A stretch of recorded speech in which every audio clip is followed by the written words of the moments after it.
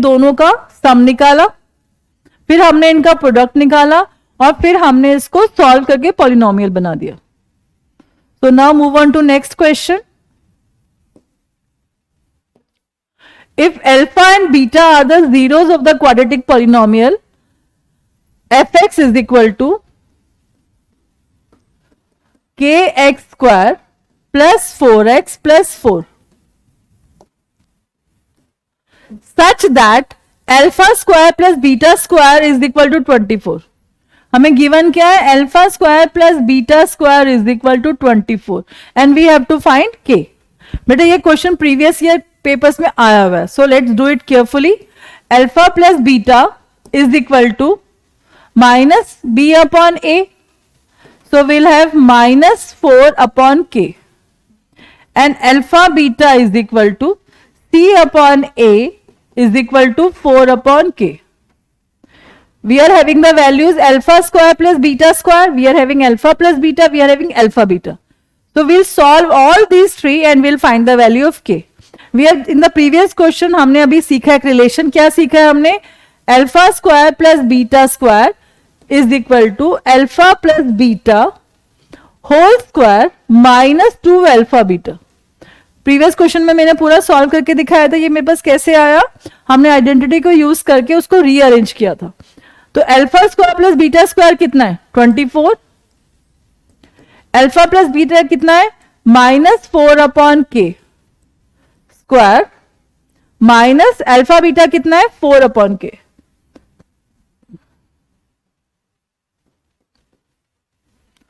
अब हम इसको सॉल्व करेंगे और हमारे पास के की वैल्यू आ जाएगी. तो let's do it.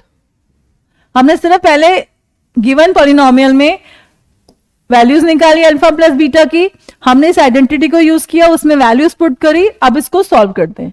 24 is equal to 16 upon के स्क्वायर माइनस 8 अपॉन के. एलसीएम लेते हैं हम इसका. के square it will be 24 k square is equal to 16 minus 8 k. क्योंकि हमने पूरे का ले लिया है, अगर आपको ऐसे समझ नहीं है तो let's do it another way. We can do 24 is equal to k square 16 minus 8 k. यहां पे एक के कम था, we have multiplied, now k square can come here. 24 k square is equal to 16 minus 8 k. अब इसको हम rearrange कर देते हैं. We can make a quadratic polynomial. So we'll have 24 k square plus 8 के माइनस 16 इज इक्वल टू 0. 16 को इधर ले आए माइनस, 8 के इधर आ गया plus. Now we can see 8 is common in all the three numbers. So whenever we are having a polynomial जिसमें ऐसा कुछ हो, कुछ भी नंबर कॉमन हो, तो उसको हम रिड्यूस कर देते हैं. अब हम कर देते हैं 3 के स्क्वायर प्लस के माइनस 2 इज इक्वल टू 0. हमने पूरे में से 8 कॉमन ले लिया. जब हम पूरे में से 8 कॉमन लेते हैं तो उसको हम रिड्यूस कर सकते हैं. हमारे पास अब ये आ गया. हम इसको ना भी दिखाएं तो हमें कोई जरूरत नहीं है, हम इसको डायरेक्टली भी कर सकते हैं. नाउ वी नीड ना नंबर जिसको मल्टीप्लाई करके हमारे पास 6 है. अभी मैंने बताया था this is A, this is C. तो मल्टीप्लाई करके what do I need? 3 into minus 2 और प्लस माइनस करके व्हाट डू आई नीड? 1. तो ऐसे कौन से दो नंबर हैं जिनको मल्टीप्लाई करके मेरे पास 6 आ जाए और प्लस माइनस करके 1 आ जाए? That is 3 and 2. So I can write 3 k square plus 3 k minus 2 k minus 2 is equal to 0. 3 I take common, 3 k I can take common, k plus 1, इन दोनों में से माइनस कॉमन लिया, 2 common लिया, सो आई will have के.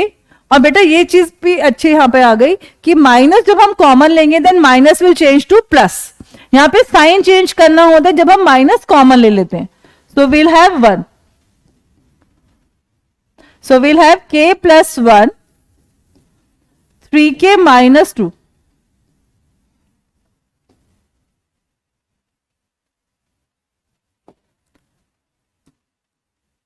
So we'll have k is equal to -1 or k is equal to 2/3. This is our answer. We'll have two values of k. So what we have done, whatever data is given to us, we have used that. हमने क्या किया, हमारे पास given था alpha square plus beta square की value, फिर हमें एक polynomial given था, हमने उसका सम निकाला, प्रोडक्ट निकाला, उसको रीअरेंज करके we have find the value of K. Now the next question. Now we have moved to chapter 3. Draw the graph of the equation x plus 3y is equal to 6 and 2x minus 3y is equal to 12. जब हमें graph बनाना होता है तब हम क्या करते हैं, x plus 3y is equal to 6. पहले हम एक इक्वेशन लेंगे, इसमें हम लेंगे लेट, हम यहां पे बॉक्स बनाएंगे एक x एंड y. हम इसकी दो वैल्यूज निकाल सकते हैं या तीन भी निकाल सकते हैं. x अगर मैं 0 पुट करती हूं, let's see 0 plus 3y is equal to 6, then y is equal to 6/3 is equal to 2. जब मेरे पास x 0 था तो y की वैल्यू क्या आ गई मेरे पास 2. अब अगर मैं y 0 करूं, then x plus 0 is equal to 6, x is equal to 6. ठीक. अब दूसरी इक्वेशन है मेरे पास 2x minus 3y is equal to 12. Again, I will make a box.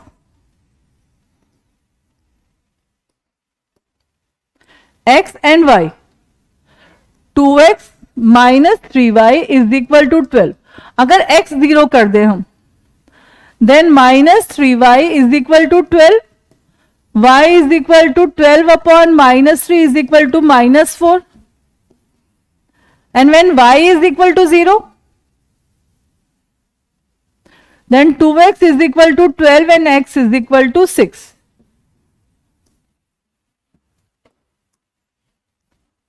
हमने क्या किया इसमें, हमने दो variable we are having. As this name of the chapter is pair of linear equations in two variables. हमारे पास हमेशा दो इक्वेशंस होंगे. दो इक्वेशंस में हम क्या करेंगे, पहले हमने फर्स्ट इक्वेशन ली, x को 0 रखा, y की वैल्यू निकाली, फिर y को 0 रखा, x की वैल्यू निकाली. Similarly in the second equation हमने x को 0 रखा, y की वैल्यू निकाली, y को 0 रखा, x की वैल्यू निकाली. हमने यहां पे इनकी वैल्यूज निकाल ली. अब हम इसको प्लॉट करेंगे ग्राफ पे. जब हम ग्राफ बनाएंगे तो हम क्या करेंगे, you have to be very careful while making graph. हम ग्राफ कभी कभी छोड़ देते हैं कि बाद में कर लेंगे, पर साथ साथ ही बनाइए. आपके बोर्ड के पेपर में ग्राफ बीच में अटैच्ड होते हैं, आपको वेट नहीं करना होता कि ग्राफ हमें कब मिलेगा या हम क्या करेंगे. ऑलरेडी आपके बोर्ड की शीट में ग्राफ अटैच्ड होगा.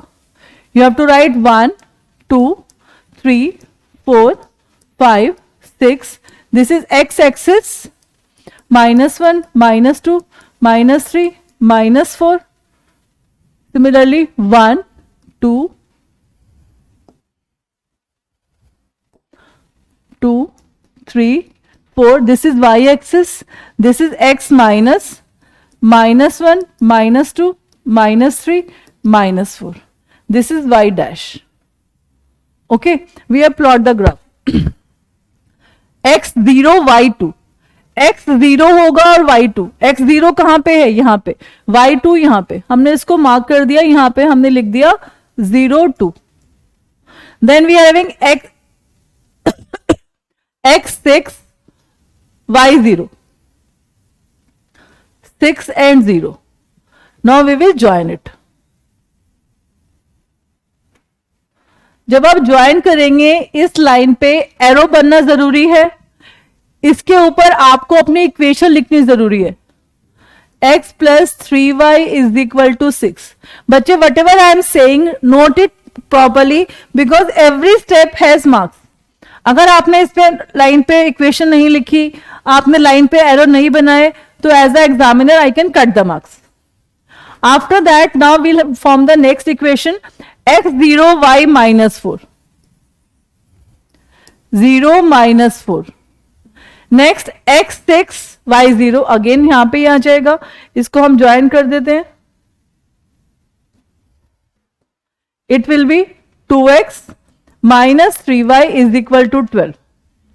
हमारी इक्वेशंस दोनों बन गई, हमने हर जगह कोऑर्डिनेट्स लिख दिए, लाइंस पे हमने इक्वेशंस लिख दी। पर हमारे क्वेश्चन में हमसे कुछ और भी कहा था। उसने हमसे क्या कहा था? उसने हमें कहा था calculate the area bounded by these lines and y axis, we have to find the area also. क्या बोला उसने? Calculate the area bounded by these lines and y axis. तो अभी वो कर लेते हैं हम।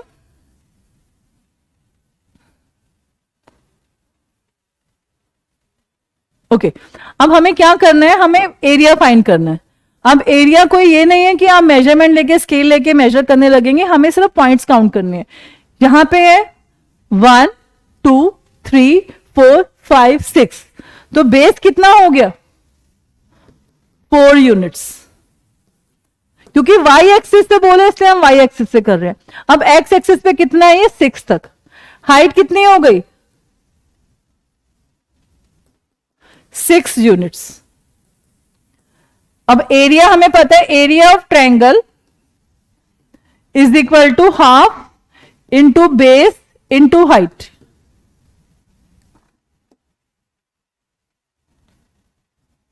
we'll have half into 4 into 6, we'll have 12 square units.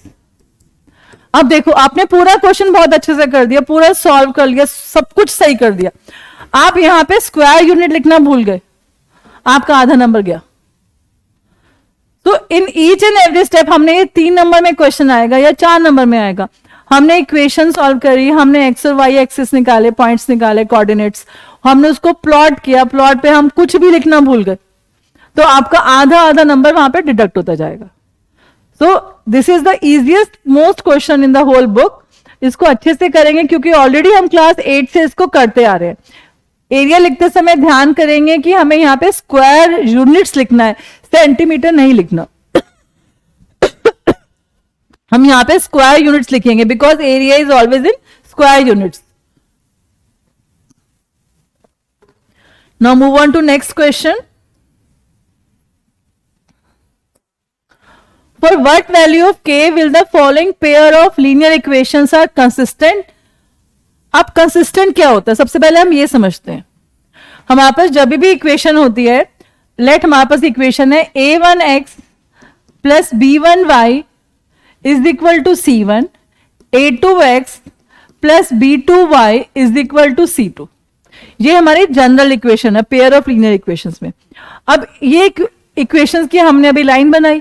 अब लाइंस जब बनेंगी तो वो किस तरह से बन सकती हैं? They can be parallel, they can be intersecting, और तीसरी तो बहुत अच्छी है, वो कहे कि हम तो दोनों फ्रेंड्स हैं, तो they are all points are same, these are the best friends. तो इसको हम क्या बोलते हैं? पैरेलल लाइंस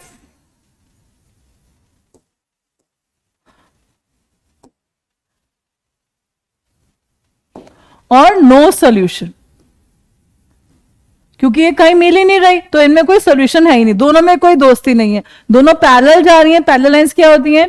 जिनके बीच में डिस्टेंस हमेशा सेम रहता है।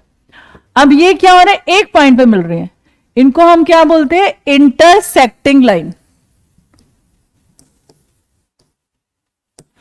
दीज आर इंटरसेक्टिंग लाइन और we can say unique solution.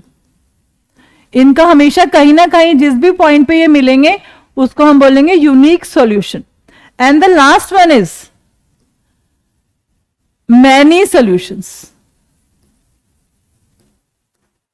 Because these are one line over the another, so these are called many solutions, infinite many solutions। कितने भी solutions हो सकते हैं इसमें, इनके solutions कितने भी हो सकते हैं। पर यहां पे हम लोग क्या बात कर रहे थे? Consistent and inconsistent. कंसिस्टेंट कौन सी लाइंस होती हैं? ये वाली दोनों। कंसिस्टेंट मतलब जो कभी ना कभी एक पॉइंट पे मिलती हैं। So these type of two lines जब ऐसी होती हैं तो इनको हम बोलते हैं, और नो सॉल्यूशन को बोलते हैं इनकंसिस्टेंट। इनकंसिस्टेंट। अब आप में से कुछ बच्चों के मन में आ रहा होगा, अरे अगर आप फाइंड करने को बोला तब हर बार हम ग्राफ बना के देखेंगे ना. We can find it algebraically also कि whether these lines are having no solution, many solution, unique, consistent, inconsistent. Yesterday I read a new word, मतलब new तो नहीं कहूंगी but हाँ, that is dependent consistent. क्या वो वर्ड था? Dependent consistent. अब आप कहोगे consistent तो दोनों ही है, but this is more dependent. है ना, एक उसके ऊपर ही, एक के ऊपर दूसरी 100% dependent. So this is called dependent consistent. Many solution is also known age dependent consistent. अब हम बात कर रहे थे अगर हमें एल्जेब्रिकली फाइंड करना हो, अगर मैं आपको बोलूं कि इसको एल्जेब्रिकली फाइंड करो, तो what is the formula for unique solution a1 upon a2 is not equal to b1 upon b2. हमने सिर्फ दोनों का पहले दो देखते हैं एक्स और वाई, वो इक्वल नहीं है, उनकी रेशियो सेम नहीं है, तो हम बोल देंगे यूनिक सॉल्यूशन.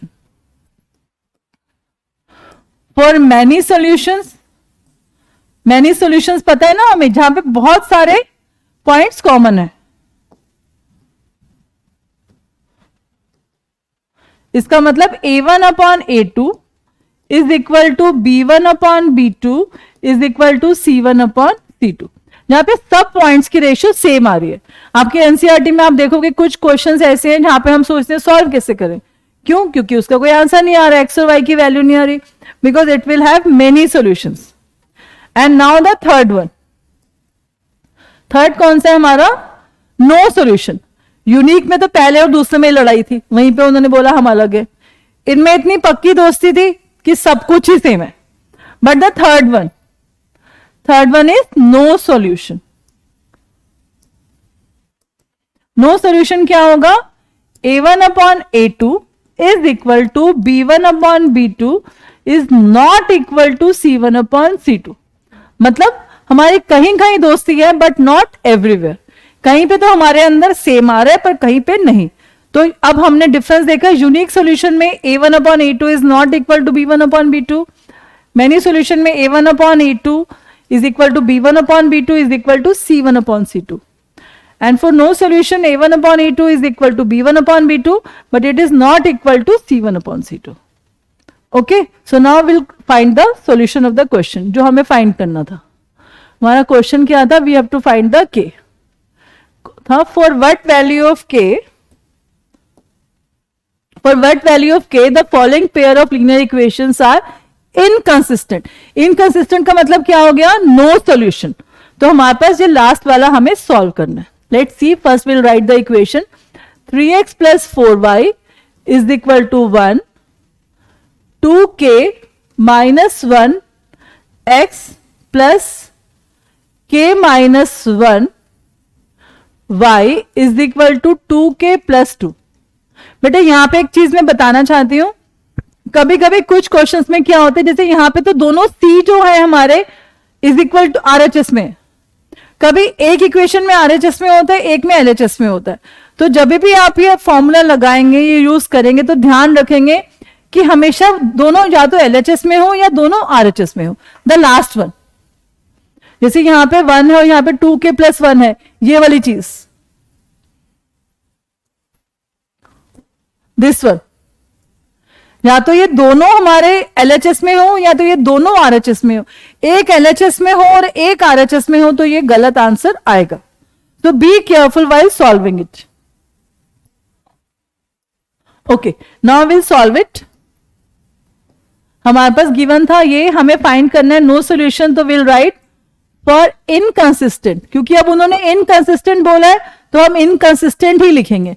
सबसे पहले formula a1 upon a2 is equal to b1 upon b2 is not equal to c1 upon c2. So a1 is 3, a2 is 2, k minus 1, 4, k minus 1 is equal to 1, 2k plus 2. हमने formula लिखा, क्या हमें use करना है, उसमें हमने values put करी. अब हमें k की वैल्यू फाइंड करनी है. ठीक है, अब हम पहले इसको सॉल्व करेंगे. Will do the cross multiplication. 3k minus 1 4 into 2, पहले इसको डायरेक्टली मल्टीप्लाई कर लेते हैं. k minus 1, this was 2k minus 1. I am so sorry, this is 2k, this is all together, so we'll have 3k minus 3 is equal to 4 to the 8, 8k minus 4. हमने कैसे multiply किया? You can check here.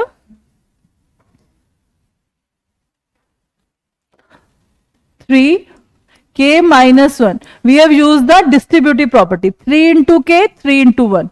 So 3 into k, 3k, 3 into minus 1, minus 3. Similarly, 4, 2k minus 1. So 4 into 2k, 8k, 4 into minus 1, minus 4. Whenever we have to open the bracket, we'll use the distributive property.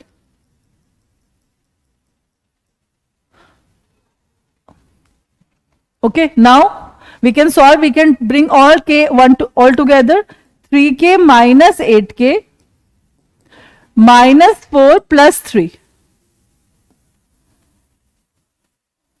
So we'll have minus 5k is equal to minus 1, minus a minus cancel, k is equal to 1 upon 5. Let's see, 3k minus 3, let's check once again. 3 into k, 3k, minus 3, 4 into 2, 8k, minus 4, 3k minus 8k, 8k has come here, minus 4 was here, 3 has gone there, minus 3 has changed to plus 3, 3k minus 8k minus 5k, minus 1, minus minus cancel, and k is equal to 1 upon 5. But if it is a 3 marks question, we can also find k is not equal to what. हम इसको भी solve कर सकते हैं कि k किसके equal होगा, वो हमने फाइंड कर लिया. पर अगर क्वेश्चन में स्टेटमेंट ऐसी हो तो हम इसको भी सॉल्व कर सकते हैं. But here it is not asked, so we are not doing it.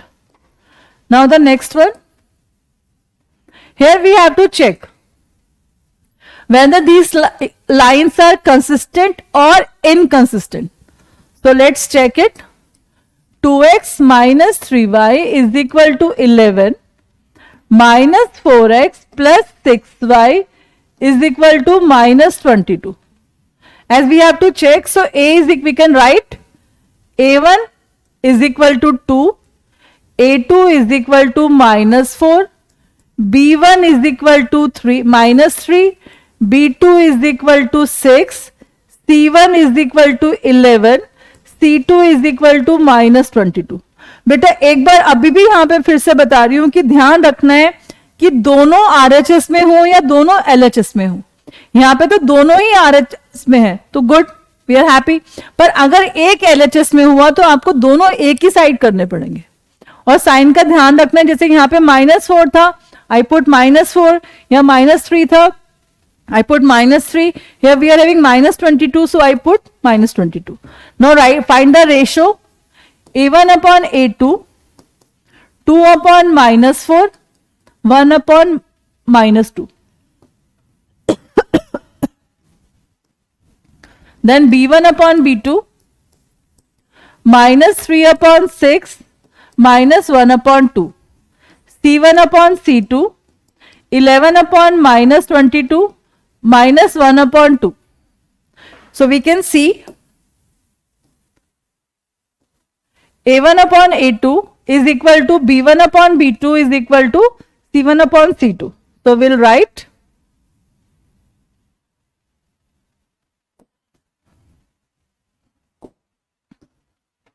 A1 upon A2 is equal to B1 upon B2 is equal to C1 upon C2.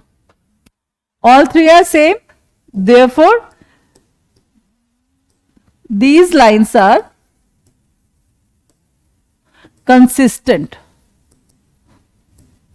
or we can write many solution. अगर question में consistent पूछा होगा तो answer consistent में आना चाहिए. अगर which type of line, तो हम लिखेंगे मैनी सॉल्यूशन या नो सॉल्यूशन। जो क्वेश्चन में हो हमें आंसर उसी सेंटेंस में देना है। अगर यहाँ पे पूछा गया था कंसिस्टेंट और आप कंसिस्टेंट लिखना भूल जाते हो, लिखते हो मैनी सॉल्यूशंस, तो यू विल गेट 0, आपको मार्क्स नहीं मिलेंगे। जिस फॉर्म में क्वेश्चन पूछा गया हमें आंसर उसी फॉर्म में देना होगा। Now the next question, word problem of this question, है ना। वर्ड प्रॉब्लम से हमें बहुत डर लगता है, हम सब डर जाते हैं वर्ड प्रॉब्लम देखते हैं, अरे ये तो आ गया, ये तो मैंने किया ही नहीं था। तो अभी आज मैं 1-2 टाइप के कोई वर्ड प्रॉब्लम डिस्कस करूंगी और उसके बाद अगर आपको लगे कि नहीं क्लियर नहीं हुआ, you can send the message, will do more in this. यहां पे एक क्वेश्चन है डिजिट्स वाला, हमें देखते ही क्या समझ आ गया कि इस क्वेश्चन में डिजिट्स हैं। ये हमसे डिजिट्स वाले क्वेश्चंस पूछ रहे हैं। डिजिट वाले क्वेश्चन में हमें क्या करना है, जैसे डिजिट वाला क्वेश्चन आएगा तो हम सबसे पहले करेंगे let ones digit is equal to x, tens digit is equal to y, है ना। हमने दोनों डिजिट्स डिसाइड कर लिए, टेंस डिजिट कौन सी है, वंस डिजिट कौन सी है। अब बेटा आपको अगर ध्यान हो, हम कोई भी नंबर बनाते हैं 2 डिजिट का, वो क्या होता है, जैसे 23 है तो 23 का मतलब क्या हुआ, 2 इंटू 10 प्लस 3। 3 क्या थी, वंस डिजिट। 2 क्या है, टेंस डिजिट। तो हमने नंबर के लिए क्या किया, टेंस डिजिट को 10 से मल्टीप्लाई किया, वंस डिजिट को हमने 1 से मल्टीप्लाई किया, और we can leave it as it is also. तो ऐसे अब हम यहां पे नंबर बनाते हैं। नंबर क्या बनेगा, 10y प्लस एक्स। अब यहां पे अगर हम ध्यान से पढ़े तो रिवर्सिंग भी आ रहा है, ये देखो। तो रिवर्स नंबर भी हम अभी बना लेते हैं। रिवर्स नंबर क्या बनेगा, 10x plus Y. Reverse number हमारा क्या बना, 10x प्लस वाई। डिजिट वाला सम आएगा, क्वेश्चन बाद में पढ़ेंगे। क्वेश्चन के आते डिजिट्स वाला will do this much work. पहले हम इतना काम करेंगे, बाद में हम बाकी क्वेश्चन करेंगे, ठीक है। अब हम बाकी क्वेश्चन भी पढ़ लेते हैं कि हमें अब करना क्या है इस क्वेश्चन में।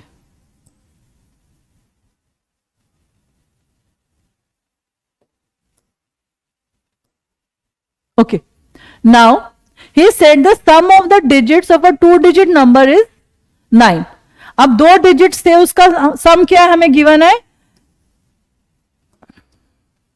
अब हम यहां पे लिखते हैं according to question x plus Y is equal to 9। हमारी फर्स्ट इक्वेशन बन गई। फिर उसने बोला ऑल्सो 9 टाइम्स दिस नंबर। तो कौन सा नंबर, ये वाला, है ना।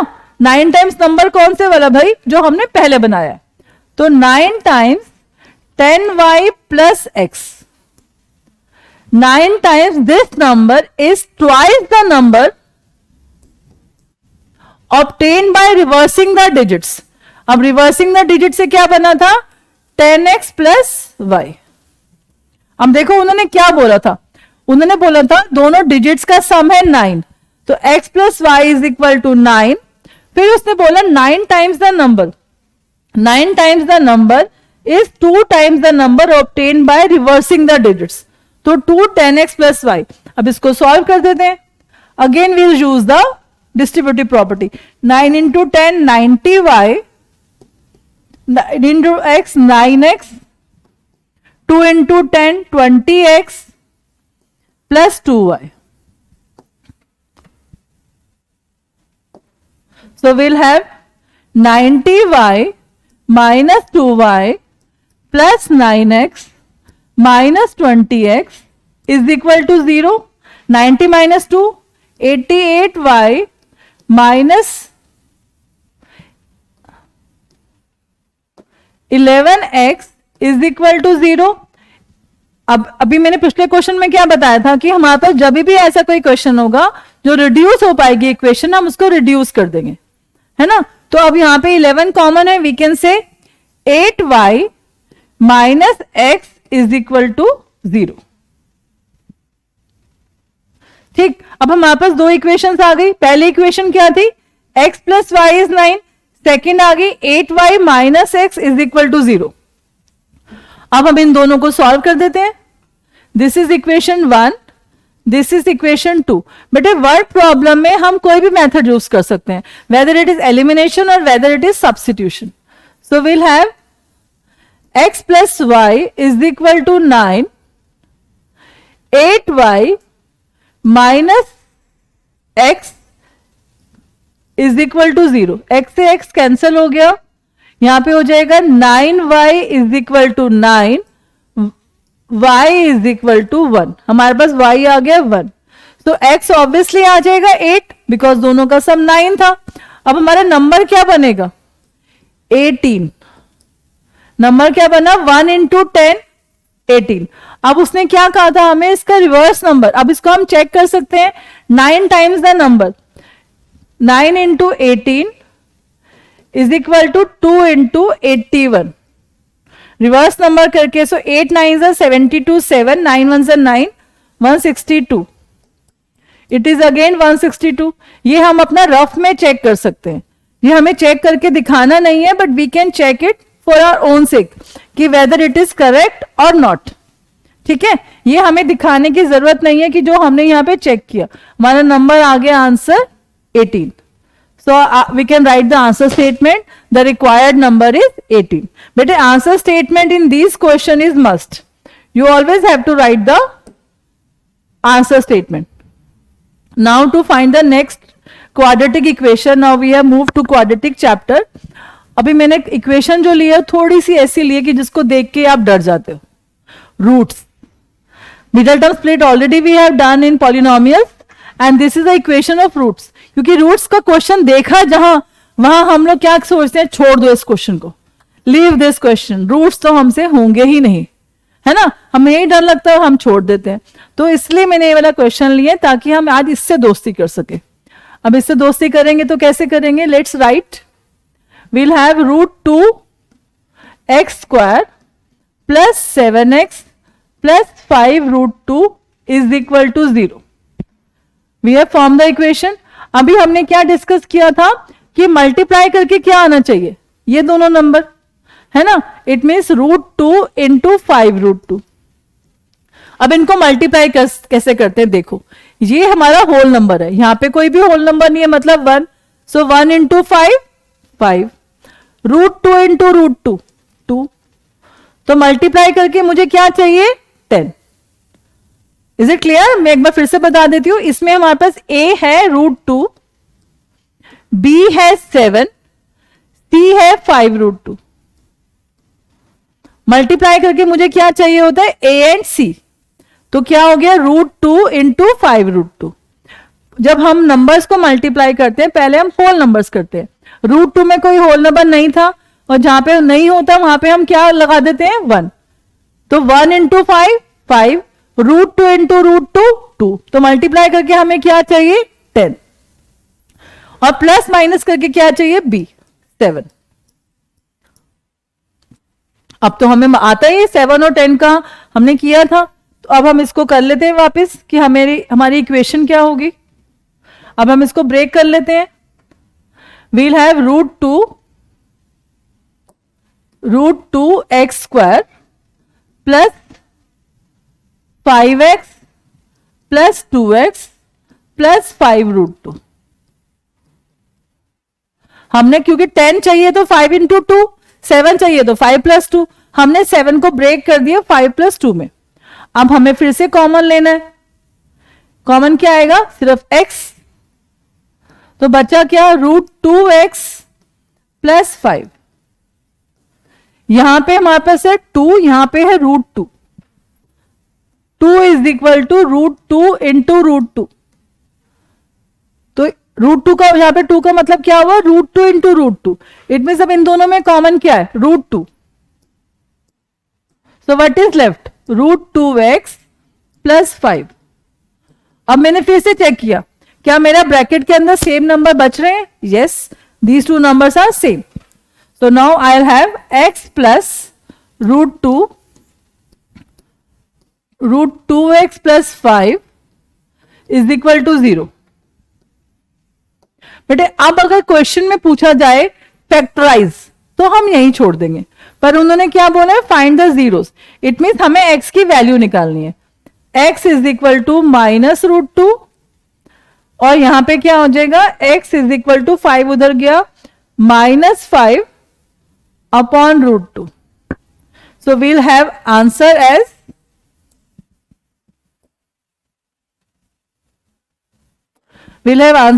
x is equal to -√2 -5/√2. अब हमने क्या सीखा था 9th क्लास में कि हम डिनोमिनेटर में रूट नहीं छोड़ते, है ना, तो अब इसको हम रेशनलाइज कर देते हैं. सो विल हैव -√2 -5√2 अपॉन 2. हम न्यूमरेटर में रूट छोड़ सकते हैं पर डिनोमिनेटर में रूट नहीं छोड़ते. So now this will be our answer. ठीक, तो अब रूट को देख के डरना नहीं है. You can try and these questions are the easiest one.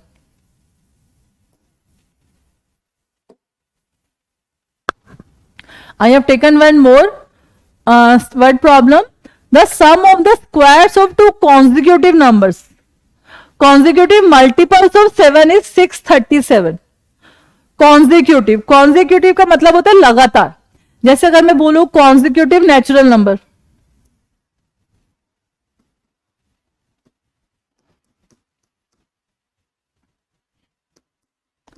तो वो क्या होंगे 2 1 2 3. अगर मैं बोलूं कॉन्जिक्यूटिव इवन नंबर, तो वो क्या होंगे 2 4 6 8 and so on. Consecutive odd numbers 1 3 5. ठीक, और अगर मैं बोलती हूं कॉन्जिक्यूटिव मल्टीपल्स,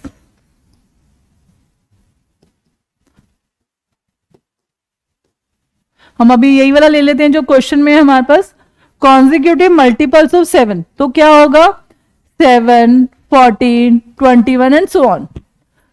अब कॉन्जिक्यूटिव का जब मैंने एग्जांपल्स लिखे, I have already started with the lowest number 1 और 2 वट. ऐसा जरूरी नहीं है. अगर मैं 7 के मल्टीपल्स लूं तो ऐसा भी कर सकती हूँ, 14 से स्टार्ट कर दूं.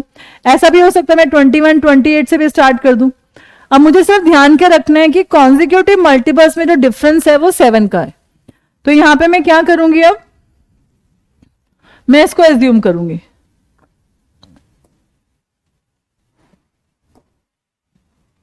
अब मेरे को जो एज्यूम करना है वो मैं क्या करूंगी, let first multiple of 7 is equal to x and next multiple of 7 is equal to x plus 7.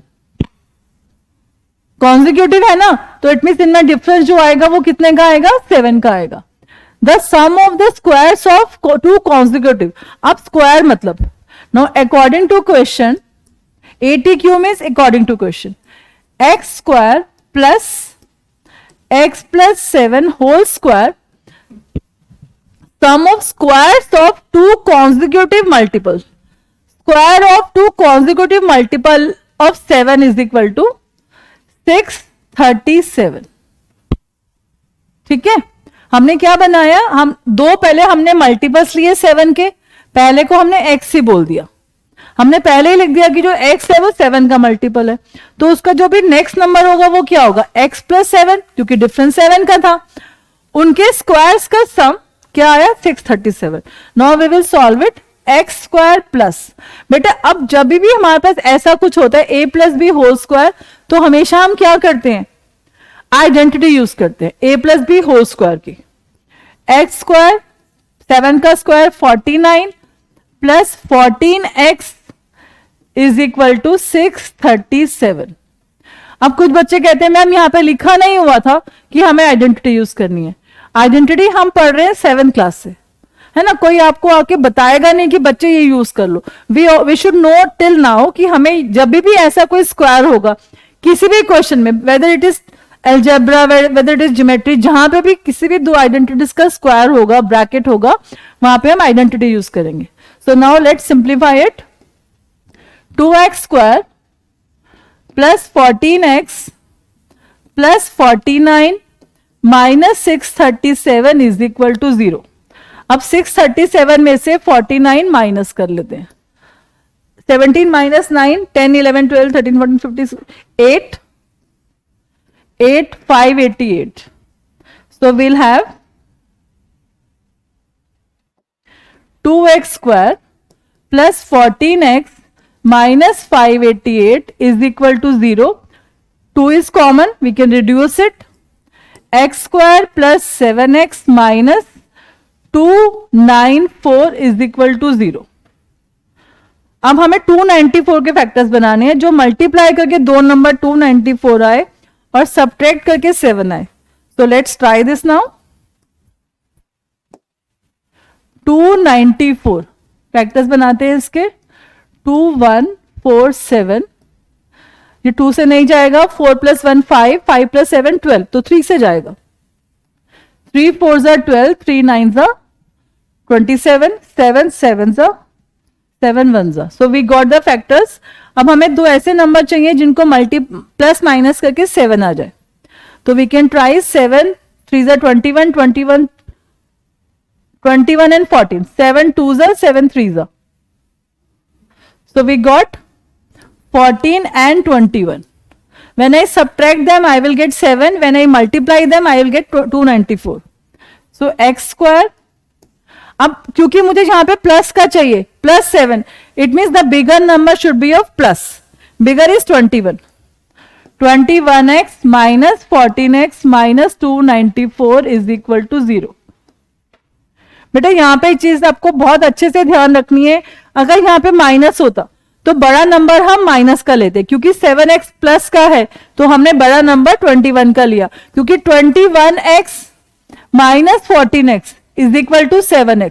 पर अगर मैं लिखती 14x minus 21x then I should get minus 7x, और ये गलत होता।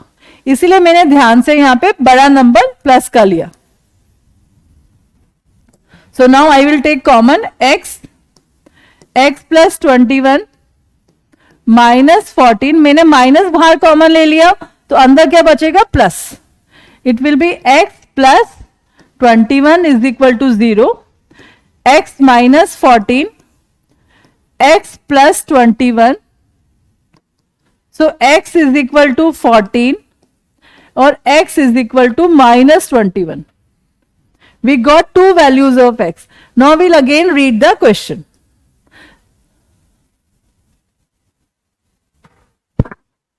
Okay, देखिए here it is written the sum of square of two consecutive multiples. उसने ऐसा नहीं बोला कि it is even, so it is positive. It means हम दोनों केसेस ले सकते हैं, हमारे पास कोई प्रॉब्लम नहीं है अगर हम दोनों केसेस ले ले। मैंने देखा इसलिए क्वेश्चन क्यों, अगर यहाँ पे होता positive two positive consecutive multiples तो हम सिर्फ पॉजिटिव नंबर लेते, पर ऐसा कुछ क्वेश्चन में गिवन नहीं है तो हम उसको नहीं कंसिडर करेंगे। Will write the both the cases. So we'll write case 1 when x is equal to 14 then x plus 7 is equal to 21. Case 2 x is equal to minus 21 then x plus 7 is equal to minus 21 plus 7 is equal to minus 14, है ना। अब हम क्योंकि square करने पे तो दोनों ही plus हो जाएंगे तो माइनस नंबर हम ले सकते हैं। अब यहां पे हमें केस 1 केस 2 करके पूरा आंसर लिखना पड़ेगा। अगर हम यहां पे सिर्फ इतना सा करके छोड़ देंगे again marks will be deducted, क्योंकि उन्होंने बोला फाइंड द नंबर्स, हमें दोनों नंबर फाइंड करने हैं और तो दोनों केसेस हमें फाइंड करने पड़ेंगे।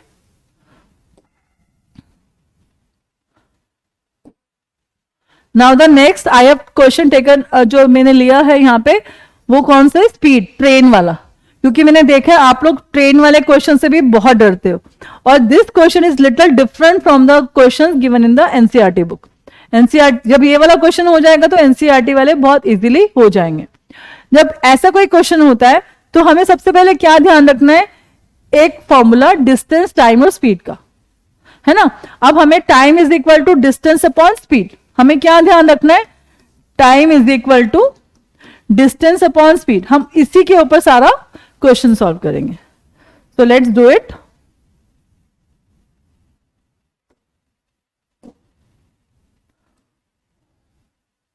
He said, a train travels at a certain average speed for a distance of 63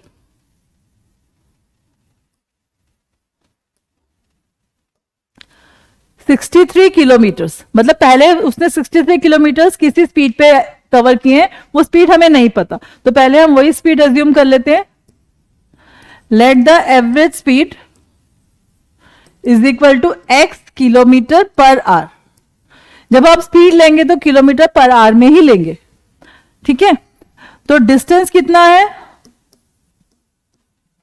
63 kilometre. तो टाइम t1 क्या हो जाएगा? 63 upon x. This is our first. Then is set and then travels a distance of 72 kilometre. This was case 1, this is case 2.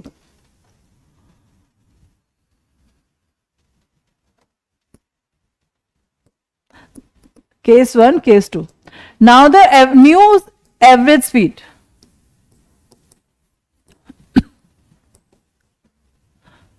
At average speed of 6 km per hour more.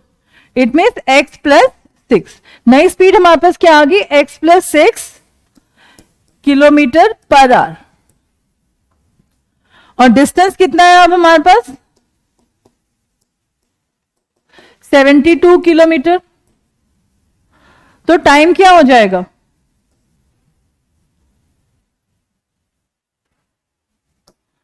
Time t2 is equal to 72 upon x plus 6.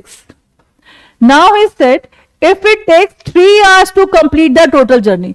यहां पे उसने क्या बोला कि दोनों, एक train है, पहले वो 62 किलोमीटर से इतना डिस्टेंस कवर किया उसने 63 किलोमीटर x स्पीड से, फिर वो आगे गई 72 किलोमीटर उसने किया x प्लस 6 से, और पूरे को सॉल्व करने में कितना टाइम लगा? 3 आवर. ठीक है ना. उसने क्या किया? पहले 63 किलोमीटर कवर किए एक स्पीड, 72 किलोमीटर किए दूसरी स्पीड, और उन दोनों को जब उसने टोटल डिस्टेंस था भाई वो यहां से चल के यहां पहुंचे, तो कितना टाइम लगा? 3 आवर.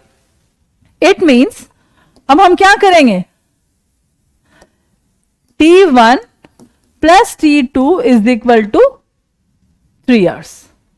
अब उसको पुट कर देते हैं.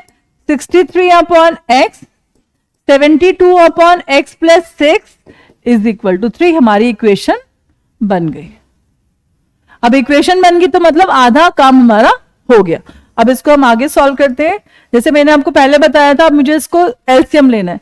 एलसीएम लेंगे तो क्या करेंगे? हम इसको पहले इन दोनों को मल्टीप्लाई करेंगे, इन दोनों को करेंगे और इसको करेंगे. तो अब इसको करते हैं. 63 x plus 6 plus 72 x upon x plus 6 is equal to 3. I hope you understand. हमने क्या किया है? हमने इसको ध्यान रखना है. हमने इन दोनों को मल्टीप्लाई किया, इन दोनों को किया, फिर इन दोनों को किया. So now we'll open the bracket. 63x plus 6 3 is the 18, 1 6 6 is the 36 plus 1 37 plus 72x upon x square plus 6x is equal to 3. So now we'll have, इन दोनों को ऐड कर देते हैं. 3 plus 2 5, 7 plus 6 13, x plus 378, cross multiply करते हैं. 3x square plus 18x. हम x square plus 6x को हमने 3x से क्रॉस मल्टीप्लाई कर दिया. अब सारा कुछ एक ही तरफ ले आते हैं. 3x square plus 18x minus 135x minus 378 is equal to 0. इसको आगे सॉल्व करते हैं. 3x square 135x and 18x, दोनों में x है तो इन दोनों को सॉल्व कर लेते हैं. 135 माइनस 18, 15 में से 8 गए 7, 2 में से 1 गए 1, 117. So we'll have minus 117x minus 378 is equal to 0. Again 3 is common in all, we'll take 3 out. X square minus 3 3s are 9 minus 1 2 6 is equal to 0. हमारी जो इक्वेशन रिड्यूस होके आई है वो क्या आई है, x square minus 39x minus 126 is equal to 0. We need two numbers जिनको multiply करके हमारे पास 126 आ जाए और माइनस करके 39 है. ठीक है, अब 126 के फैक्टर्स बनाते हैं. 2 6 2 6 2 3 3 2 3 1 3 7 7 1. हमारे पास ये 4 फैक्टर्स आ गए हैं. हमने इनसे अब ऐसा कुछ करना है कि हमारे पास सब्ट्रैक्ट करके 39 आए और मल्टीप्लाई करके तो 126 आ ही जाएगा. तो लेट्स ट्राई. 7 3 21 21 इंटू 2 42 42 माइनस 3 हमारे पास आ गया 39. Okay, now we can do it. X square minus 42x plus 3x minus 126 is equal to 0. Again minus 39 minus का था तो 42 हमने माइनस का ही लिया, बड़ा नंबर माइनस का लिया हमने.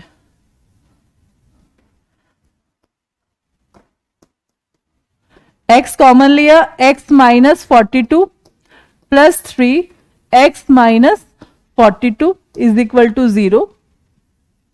तो x is equal to 42 x minus 42 x plus 3.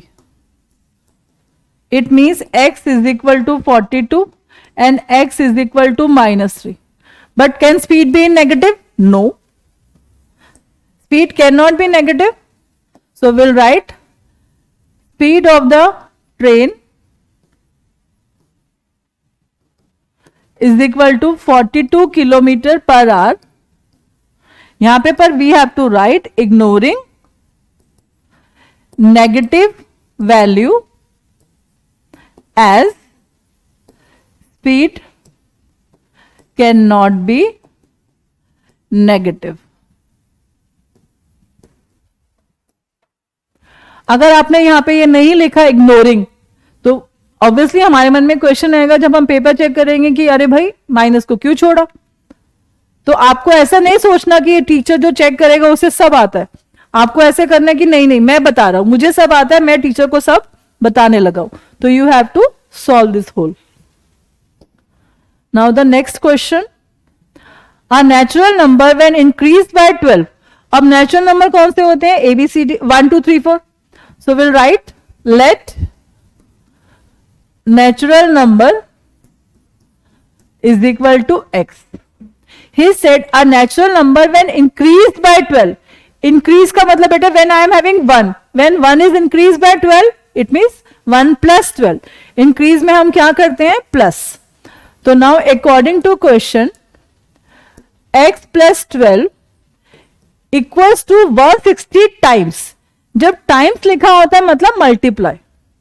160 times its reciprocal. x का रेसिप्रोकल क्या होगा, 1 upon x. So we'll have x plus 12 is equal to 160 upon x. अब हम इसको सॉल्व कर लेते हैं. x into x, x square plus 12x minus 160 is equal to 0. हमारे पास इक्वेशन बन गई x square plus 12x minus 160. Again we need two number जिनको मल्टीप्लाई करके 160 आए, सब्ट्रैक्ट करके 12 आए. क्या होगा, 160 के फैक्टर्स बनाए 80 40 10 5 5 1. we'll have 5 2s are 10 10 2s are 20. Sorry यहां पे 20 आएगा.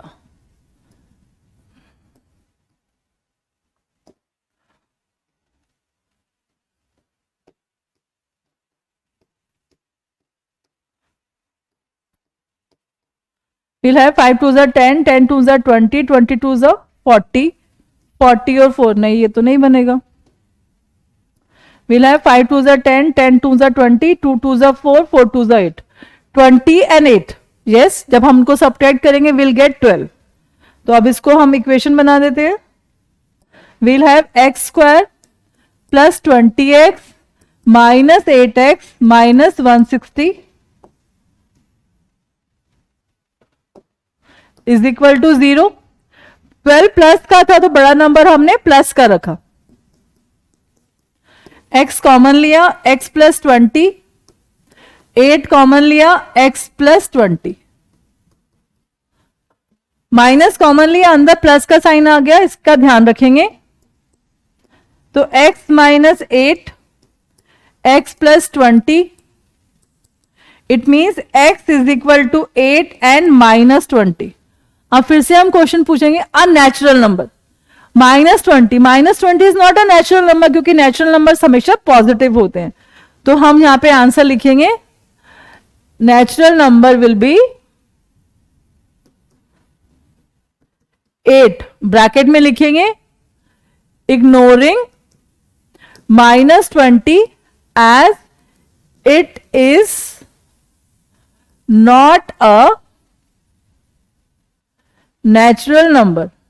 बेटे जब ऐसे क्वेश्चंस आते हैं तो हम आपका बेसिक्स भी चेक कर लेते हैं कि आपको ये याद है कि कंपोजिट नंबर क्या होते हैं, आपको ये याद है कि नेचुरल नंबर क्या होते हैं, आपको ये पता है कि नहीं पता कि स्पीड पॉजिटिव है नेगेटिव है.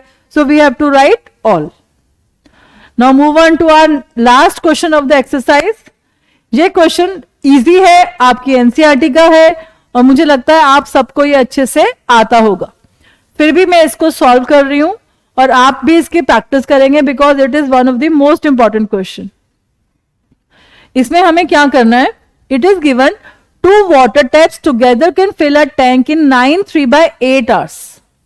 ठीक है, एक टंकी है पानी की जिसमें 2 टैप चल रहे हैं. अब 2 टैप चल रहे हैं, दोनों से पानी आ रहा है. एक का डायमीटर ज्यादा है, एक का डायमीटर कम, एक बड़ा नल एक छोटा है. हम दोनों से पानी भर रहा है.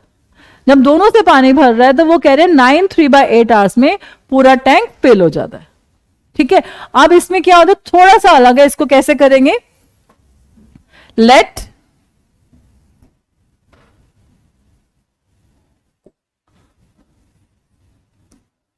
diameter of the smaller tap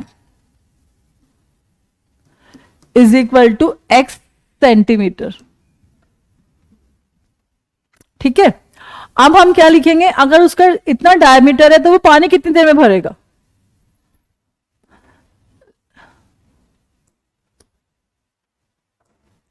He said the larger tap takes 10 hours. Let it fills the tank. हम इजी वाला कर लेते हैं, इन x hours ऐसे लिख देते हैं, आपके लिए ज्यादा इजी रहेगा. ठीक है ना, हम इस लाइन को काट देते हैं, हम शुरू से ही कर देते हैं इसको.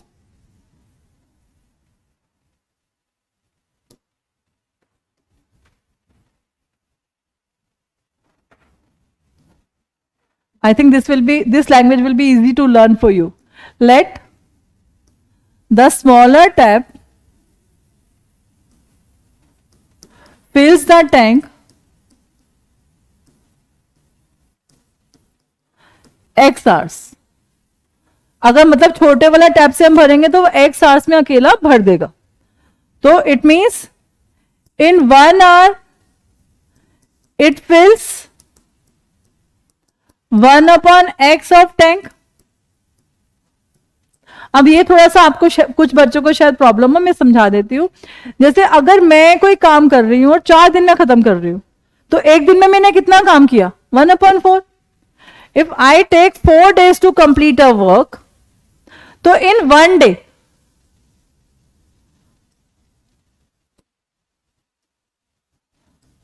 मैंने कितना काम किया, 1/4. पूरा काम जो था 1 था, this was the whole work. इसको पूरा करने में मुझे कितना टाइम लगा, 4 दिन. तो एक दिन में मैंने कितना काम किया, 1/4. पूरे काम का 1/4, उसका 4 हिस्सा, क्योंकि 4 दिन में खत्म किया तो मैंने थोड़ा थोड़ा थोड़ा थोड़ा चारों दिन इक्वल किया होगा, तो इसका मतलब मैंने एक काम, पूरा काम 4 दिन में किया, तो एक दिन में मैंने कितना किया, 1/4। तो उसी को मैंने यहां यूज किया है कि स्मॉलर टैप ने x आवर्स में फिल किया, तो 1 आवर में कितना फिल किया, 1/x। अब उसने बोला है the larger tap takes 10 hours less, वो से 10 आवर्स कम ले रहा है, तो हम ले सकते हैं the larger tap fills the tank in x minus 10 hours। तो in 1 hour वो कितना फिल करेगा, it fills 1/x minus 10 of tank। It means collectively in 1 hour they fill 1/x plus 1/x minus 10, है ना, वो दोनों 1 घंटे में इतना फिल करते हैं। अब उसने क्या बोला, कितनी देर में वो पूरा भर रहा है, 9 3/8 आवर्स। इट मीन्स 9 3/8 आवर्स में, 1 आवर में इतना फिल किया था, तो 9 3/8 आवर में 1/x plus 1/x minus 10 is equal to 1। इस 1 का मतलब है पूरा टैंक उसने फिल कर दिया। We can write it as 8 9 72 plus 3 75/8 hours में 1/x plus 1/x minus 10 is equal to 1। अब क्या हो जाएगा, 1/x plus 1/x minus 10 is equal to 8/75। यहां से जब ये यहां आएगा तो क्या होगा, reciprocal. Now this is the equation which we have to solve. This equation will solve and will find the diameter of the tap. So let's do it again, will follow the same rule. x minus 10 plus x upon x square minus 10x is equal to 8/75. So we'll have 2x minus 10 upon x square minus 10x is equal to 8/75. We'll cross multiply 75 into 2. 150x minus 750 is equal to 8x square minus 80x.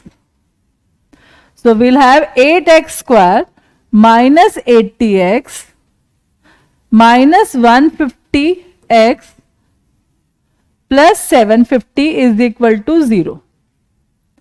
8x square minus 230x plus 750 is equal to 0. Done? 2 is common in all. It will be 4x square minus 115x plus 375 is equal to 0. We will solve this equation and we'll find the answer. Now I am leaving this question here with this hope कि you can solve it. बताओ छोड़ दूं या करूं? Okay, I'll solve it. We'll have 4x square minus 115x plus 375 is equal to 0. We need a 2 number जो multiply करके 375 into 4 आए. So let's solve it. 375 into 4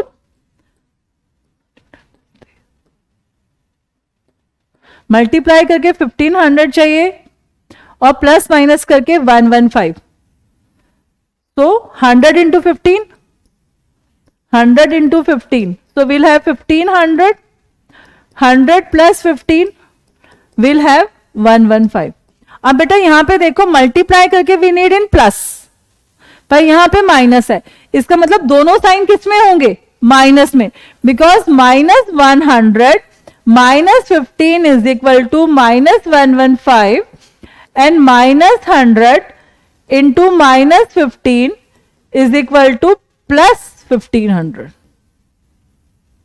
So now solve it. 4x square minus 100x minus 15x plus 375 is equal to 0. We'll take 4 common, x common, x minus 25 minus 15 x minus, क्योंकि minus common ले लिया तो अंदर minus बचेगा, 15 2 जा 30, 7 15 5 जा, okay. So now we'll have x minus 25, 4x minus 15. Now we can find the value of x.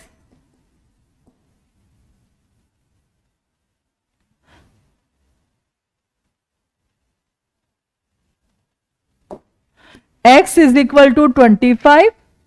X is